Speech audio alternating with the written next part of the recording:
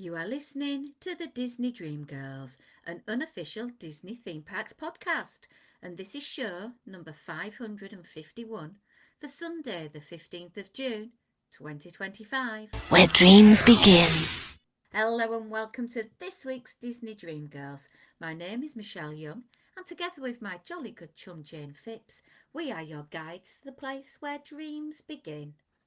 Hello there, Jane. Hello there, Michelle. And I don't know about you, but I've got lots of sunshine and blue skies today. I'll agree, it's been a lovely day. Firstly, apologies, there was no show last week, and I know we said we would try better after having all of that audio issue. I've been having a few health issues, and I've not been in the zone to record, and I am really, really sorry. We are trying to get things back to a bit more regularity, but unfortunately, as you all will appreciate, this is our hobby. This is something we do because we love it.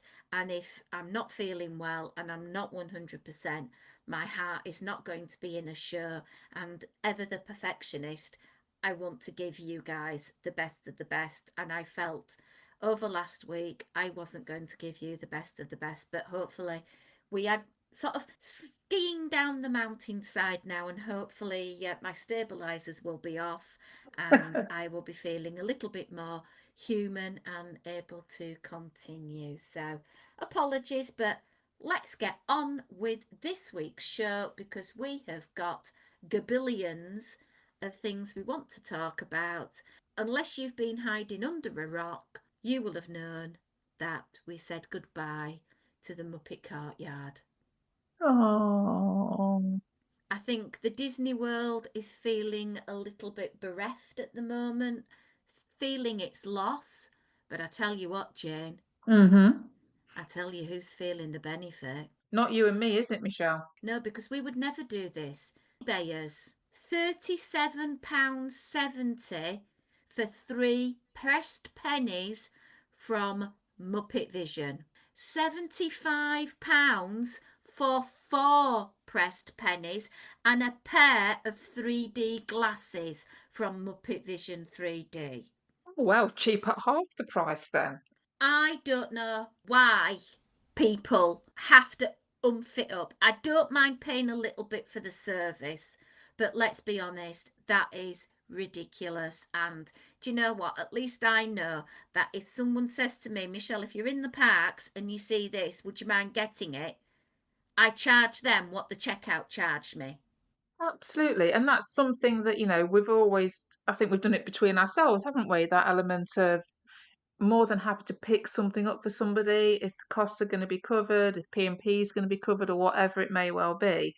But this just feels a little bit, yeah, it's opportunist. I don't think it's genuine, and it doesn't feel like it's genuine people that are doing this either, does it? And unfortunately, it seems to happen every time Disney close something. And I always feel a little bit, I don't know, knocked that all of a sudden this big fuss is made over something. And it's like, well, had you have made this big fuss years ago, perhaps it wouldn't be closing.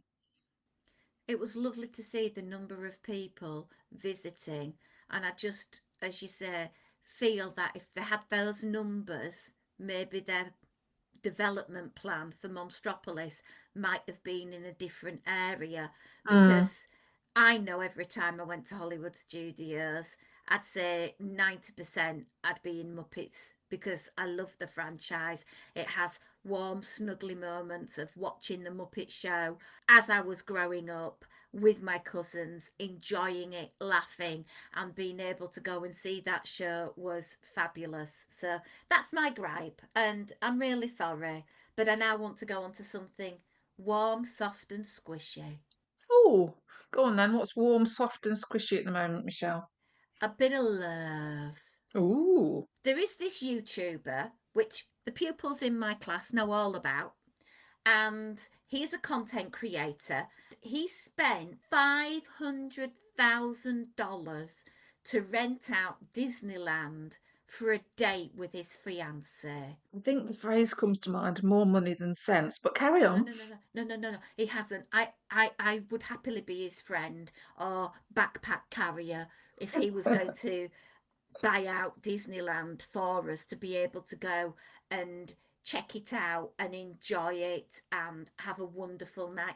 And from what I gather, this lovely lady and his collective rode Rise of the Resistance, Pixar Pal Around. They enjoyed some carnival style games. They went in Galaxy's Edge. They built custom made lightsabers. It just sounds an absolutely perfect, amazing opportunity. And I would think if I had the money, I would be inviting my lovely friends to come and join me and enjoy it and just have the park to ourselves. And I imagine there'd be Dole Whips, there'd be Tiki Room, there'd be the Matterhorn Mountain with cast members at the end giving out macarons. There would be a flourish of perhaps fireworks or even a parade for us to engage. Just maybe not even doing the entire parade route, just going around the hub. I'd be happy with that. Maybe we could all enjoy a ride on Tiana's. Maybe we'd have a nice meal. I'd just love to do it. And, some people say more money than sense, as you do. But do you know what? If you are a multi-millionaire, it's not going to make a big difference to you, is it? Let's be honest. It's something that me and thee can only ever dream of. It is, and to be fair, I know we're talking here about Mr. Beast, aren't we? And he has done, as far as I'm aware, quite a lot of different things over the years where he's given lots of money back to the community. So, in his defence, and like you say, if you've got that sort of dosh and you can do that, and places are willing to let you experience it, it would be one of those definitely once in a lifetime things to achieve, wouldn't it? Very, and it Yeah. must be very weird to be in the park and be able to experience all these things, but without everybody else being there. Yeah. Unique experience. Mm. I always recall reading the news when in 1992 Elizabeth Taylor turned 60, basically had her birthday party there, and it sounded epic. And that is just without thinking about attractions or anything. The security and the celebrities that turned up, and obviously a nice little bit of PR for Disneyland. Oh, definitely. I'm just trying to think the logistics actually. Kind of 500,000 sounds pretty decent value, to be fair. Well, if he's going on Pixar Pal Around and he's going in Galaxy's Edge, that tells me he was in both parks. Yeah, so 500K for two parks for a few hours. Hmm. Yeah, actually, start Yeah. thinking about it. How many people you got with you? Yeah, lots to think about there. But you can also rent it out if you want to have your fairy tale wedding there. You can also buy tickets for any after hours events, which claim to have a smaller capacity. So there are things that you can do to have that little feeling of luxury. Very true. I gather you've got a bit of news for this week. Well, a couple of bits. I want to go back a little bit to your, this is a very silly one, talking about Muppets closing.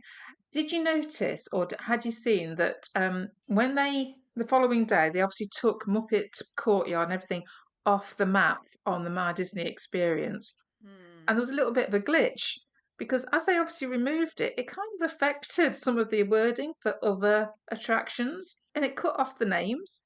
So Star Wars Galaxy's Edge Rise of Resistance just became Star War, which I thought was quite funny. And for me personally, the reason it's funny is because when we go out with our cosplay friends and we do our troops and raise money for charity, we have a little bit of a thing. Whatever glorious, salubrious changing rooms, and by glorious and salubrious, I mean sometimes a janitor's closet in the back of an arena somewhere, we're all there kind of trying to make do, and we have a little thing. Somebody comes into the room, we all go Star War, and then everybody leaves and we go Star War.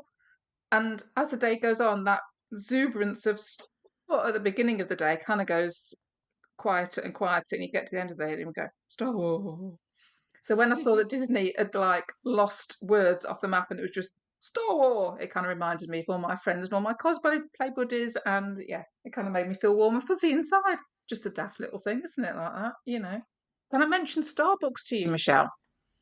Starbucks coffee? Yes, please. Yeah, yeah. Can, Go on. can I can I mention Starbucks mugs to you, Michelle? Am I No, allowed I'm to not. mention Starbucks mugs No, to you? because my children have said they don't want to inherit my collection of Starbucks mugs. So I have quite critically downscaled them, although I made an awful mistake. I had one for New York and I sold it last year because I felt a fraud because I hadn't been to New York. So I sold it. Ah, And but it's you've been kind of, now. yeah, it's bitten me on the bum because when I was in New York, I didn't buy a mug from New York. And I'm now like regretting it because I don't have a Starbucks from New York cup. Well, look, you've got some decisions to make because there's three new mugs come out. And I actually, you know what? I'm not normally a Starbucks mug person, am I? I actually quite like these. They kind of got a, Ooh. they're like, they're coloured on the inside, the white on the outside with a coloured handle that matches. But the graphics that they've put around are very cartoony and it kind of appeals to my aesthetic. But it has been pointed out that at the moment you can buy the Magic Kingdom one and it has an icon for Big Thunder Mountain, which you can't ride at the moment. On the Epcot one, it's got reference to Test Track, which you can't ride at the moment. And then on the Animal Kingdom version, it's got reference to the Dino Institute, which in a few months' time you won't be able to ride anymore. So is this just Starbucks' way of going, well, here's the first lot. Oh, and by the way, we'll reissue them in about 6 months' time, so Michelle has to spend more money. Probably so. I must admit, one of my lovely Disney friends did try to enable me the other day and said Disneyland 70th merch is on the Disney Star USA website. Do you want anything? And I was like, there's a few things I do want, but Michelle, be sensible. $85 for a Spirit jersey or $20 for a cup when you've got 9 million cups is not practical. You don't need it. Because if you are Mm. going to make a trip over to Florida to Walt Disney World this year, you need every penny you can get. So stop buying the merch. I know it's very tempting though, and even I was kind of just as you do scouring the news, and I saw that for the Disneyland 70th they've got a Sleeping Beauty doll and a Harvey's Oh, tote bag. I have to, I mean, I'm not a collector of the dolls or anything like that, but it is beautifully done. It's not cheap. It's $169.99, so it's not cheap for this limited edition doll. However, I just love the dress. So if they'd like to mm, make the dress for grown-ups, that might be quite nice. It's a lovely subtle pink, but on the skirt itself in glitter, it's got the castle and fireworks in like a light shade of blue coming through. It just looks, it's like every girl's like dream of a princess and dressing up and looking gorgeous. And the tote bag's lovely because it's Sleeping Beauty is the poster and it's a Harvey's and it's just seatbelt bag. It's, it does what it says on the tin and they are very nice. And they're obviously capitalising on the 70th and trying to make Michelle and I spend money, like you say, when we don't actually need anything. I mean, you do get a little certificate of authenticity with the doll, which is going to make all the difference, isn't it? well, I've got another bit of interesting news, Mm. and I am feeling a little bit upset in a way Oh, because you know one of my favourite characters is, Snow White. of course, and one of the highlights of a past Halloween party was being able to go and meet all of the seven dwarfs. Mm-hmm. Admittedly, one, I stupidly didn't dress as Snow White, which I should have done. Two, there was no Snow White. I was dressed as a Dole Whip, which totally didn't fit the vibe, but never mind. I did try and make up for it by meeting Snow White and Dopey over at Artist Point for the Snow White sort of Mm. character expensive meal, which, by the way, I have seen some recent reviews where they're literally trying to get you in and out of that experience in 45 minutes. Wow. And that is pretty amazing going when you think you've got your starters, your main, your dessert, character interactions, and then the queued for interaction. But the more Mm. they can turn those tables, the more ka-ching goes in the bank. Absolutely. Money, money, money. Yeah. So when I see that they're introducing a character meet and greet for Dopey, I get really excited. Oh, yeah. because I love anything Snow White and Dopey. Dopey happens to be my favourite dwarf because maybe it's the educator in me. When I see somebody that is vulnerable, and Mm, this goes for anything in life, when I see someone who is vulnerable, I want to be their advocate, and I want to make sure that their vulnerabilities are taken away so that they don't have that pain. yeah. And you can put that out to a number of things that are challenging people at the moment. Mm, So when I saw that Dopey was meeting and greeting, I thought, I've got to meet him. I've got to. But then I found out it is in the teddy bear shop in Germany Pavilion in Epcot, mm. 10 a.m. till 6 p.m., the 9th of June to the 31st of July, and it's part of the VI pass holder summer days, which means you've got to be an annual pass holder to go Ah, and do this. So, number one, I'm not in Walt Disney World at the time. And no. number two, I don't have an annual pass. So, I will be dreaming of Dopey because that's as close as I'm gonna get to him. I suppose it's all part and parcel, isn't it, of Disney trying at the moment, and we're talking here about Disney World, offering extra bits and pieces to encourage, obviously, um, their annual pass holders to utilise the parks. Because obviously, there's a park that's kind of opened just recently, just down the road, that they might be feeling a little bit of competitiveness from, and perhaps that's a good thing for Disney. Well, I think it's a good thing for Disney. I think it's meaning that they have to kind of up their game. Perhaps that's part of it, which kind of leads me on to something else that I spotted, which is like this new streetmosphere type thing that's happening at Epcot.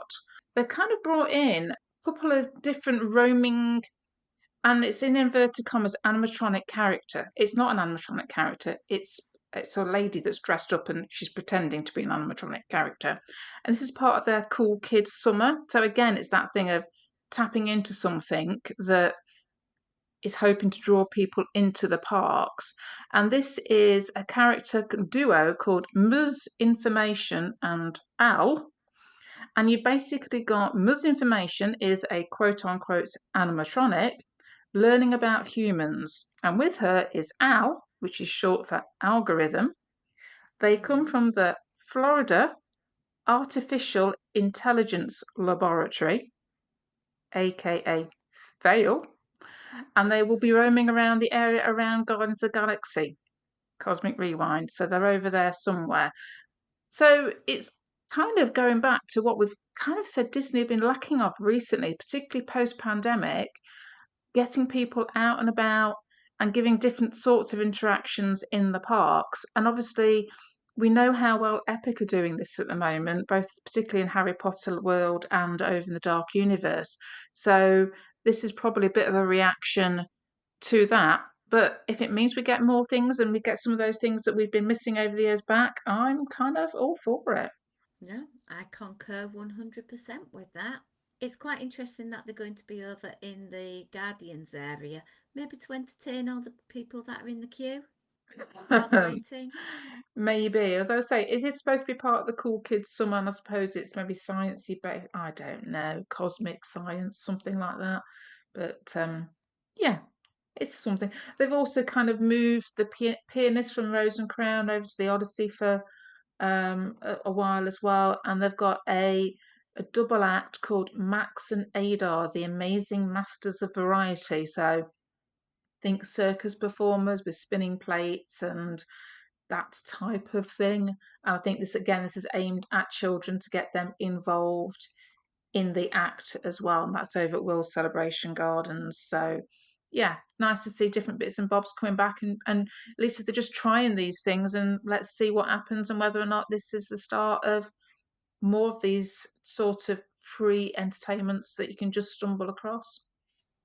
Yeah, it's always nice because it's like a big hug in a theme park, isn't it? When you fall upon something that isn't meant to be there and Yeah, you see it, it's like absolutely. when you go into the park and you just see that the parade's coming down Main Street, or that a particular character doesn't have a very long wait line, and or in my case, you can get to the front of the Dole Whip queue without a 20-minute wait. You know, little things that just Little things. make Yeah. your life a little bit more lovable, bearable, and enjoyable. Just gives you a bit of a warm hug, doesn't it? And talking of that, oh Mhm. my word, what a wonderful, amazing legacy Kim Irvin is leaving behind her is as after 55 years in Imagineering, she is retiring. Wow. Wow. Yeah. Wow, indeed. And family legacy and everything there, isn't there? Yeah. Being the daughter of animator Harvey Toombs and Leota Toombs. Wow. Amazing contribution to the theme park. You can think of things such as decorating Sleeping Beauty Castle for Disneyland's 50th, all the way back in 2005, bringing characters of the Disney characters into It's a Small World with it updated costumes and storytelling all the way back in 2009. She was overseeing, even back in 2021, Jungle Cruise to have a different slant on and making sure it was culturally acceptable to have certain scenes, redesigned the Dream Suite over in Disneyland. Wow, absolutely phenomenal. And I hope she has a very long and a very enjoyable retirement. Thank you. Yeah, and I think if anybody's interested in the Imagineering story on Disney Plus, she appears in quite a few of those as well, doesn't she? So maybe a little something to get you interested in that and go and see what that's all about. Absolutely, absolutely. Jane, is there anything else on your little bit of agenda? No, that's all I could find this week that I thought was worth sharing.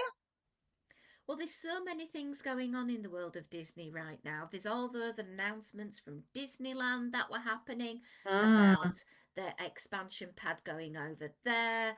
We're getting excited because we saw Piston Peak being brought about last week. Obviously, you've got to keep your eyes and ears to our Instagram and on our Disney Dream Girls podcast family page on Facebook, where we will share our Disney loving life. I do want to end the podcast though with a little bit of a thank you to the lovely Linda Walker, who very kindly shared her images of her enjoyment over at Geo 82. And I think she's our very Mm. first listener who was able to get in and enjoy it.